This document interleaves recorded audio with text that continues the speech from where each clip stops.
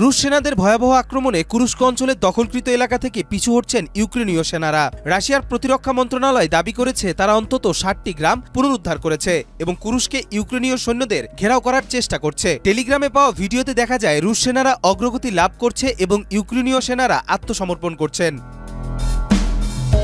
গত আগস্টে ইউক্রেনীয় সেনারা কুরস্কে একটি ঝটিকা অভিযান চালিয়ে কয়েকদিনের মধ্যে গুরুত্বপূর্ণ শহর সুজ্জা ও ১০০০ বর্গ কিলোমিটার এলাকা দখল করে নেয়। এই আক্রমণকে দ্বিতীয় বিশ্বযুদ্ধের পর রাশিয়ার ভূখণ্ডে সবচেয়ে বড় আক্রমণ হিসেবে চিহ্নিত করা হয়। কিয়েভের লক্ষ্য ছিল দখলকৃত ভূমির বিনিময়ে রাশিয়াকে পূর্ব ইউক্রেনে চলমান আক্রমণ থেকে পিছু হটতে বাধ্য করা এবং শান্তি আলোচনায় দর কষাকষির সুযোগ তৈরি করা।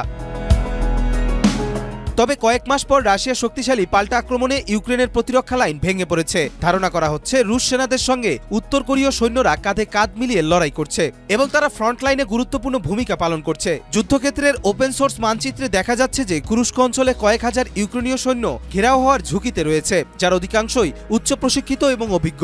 তাদের হারানো ইউক্রেনের জন্য বড় ক্ষতির কারণ হতে পারে।